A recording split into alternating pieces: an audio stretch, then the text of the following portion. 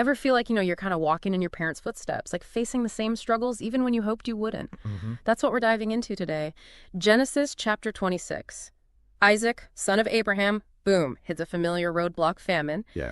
But this time, God throws a curveball. Instead of running from the famine like his dad did, Isaac's told to stay put, right there in Gerar.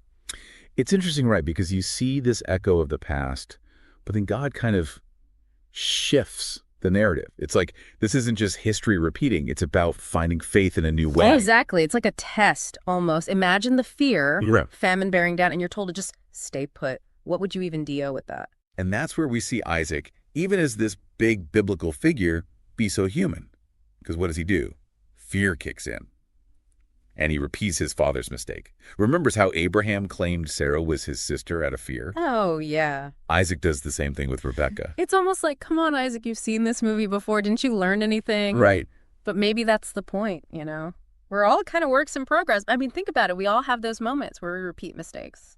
Even when we know better. What is it? Fear? Habit? Isaac's story? It's like this mirror to our own humanness. Absolutely. And here's where it gets really interesting. So famine's raging, right?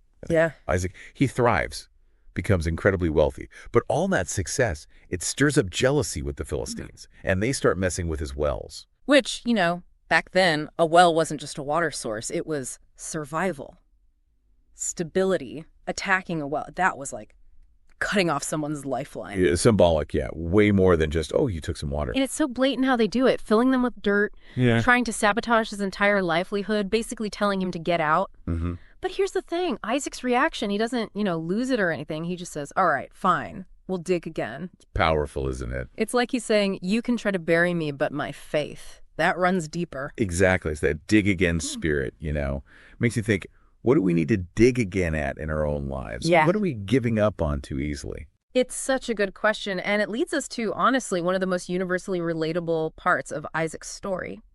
Family.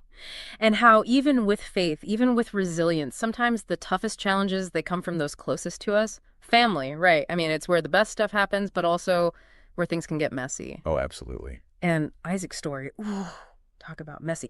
So his son, Esau, he's 40 now, and he goes and marries not one, but two Hittite women. Which, in today's world might not raise eyebrows quite like it did back then. Yeah, huge difference. Back then, marriage, it was about so much more than just, love and romance. We're talking lineage, faith, your whole place in society. Right, like woven into the fabric of everything. Exactly. So Esau making this choice, it wasn't just about who he loved. It rocked their world. And you really feel that gut punch in the source material. I mean, Rebekah is devastated. She even cries out, asking Esau why he's brought them so much pain. It's that universal feeling, though, isn't it? When someone you love, especially your child, makes a choice that just hurts, even when it's their life, not yours. It's tough, man. It's like that fine line between wanting the best for them, but also gotta let them live their own life. Absolutely. Yeah. And it's fascinating because even though you can tell Isaac and Rebekah are hurting, there's no lashing out, no trying to control Esau. It's like they're giving him space. Which has to be hard.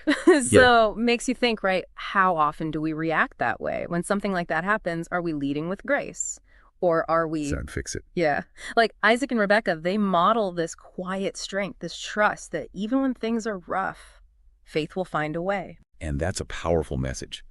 Because it shows that faith isn't about having all the answers. Right. Or forcing people, even your own kids, to fit into some mold. It's about holding on to those things that seem impossible to hold at the same time. Yeah.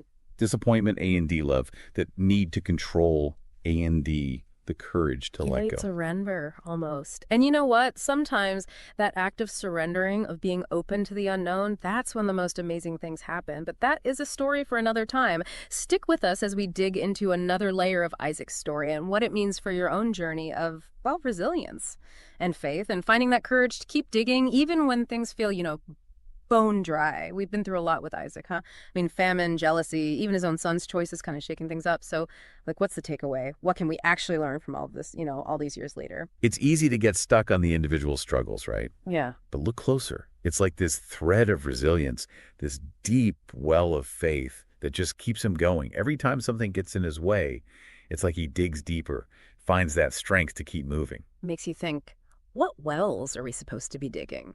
In our own lives, I mean. What have we given up on?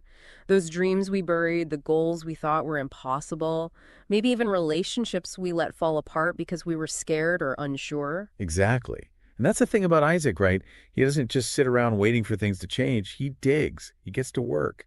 It's like he understood that faith, real faith, it isn't passive. It's about showing up, even when every part of you wants to quit. Even when it feels like you're digging in the dirt, yeah. Exactly. When you're tired, when you're doubting, when it seems like there's nothing left, that's when you got to dig deeper.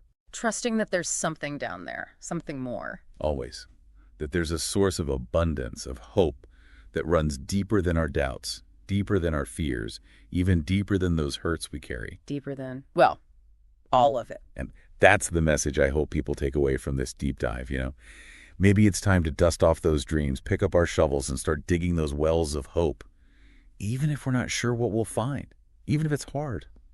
Because you never know what might spring up when you have the courage to keep digging. Who knows? Maybe those toughest moments, the driest seasons, they're the ones that lead us to the most amazing discoveries. The ones that show us just how resilient we really are.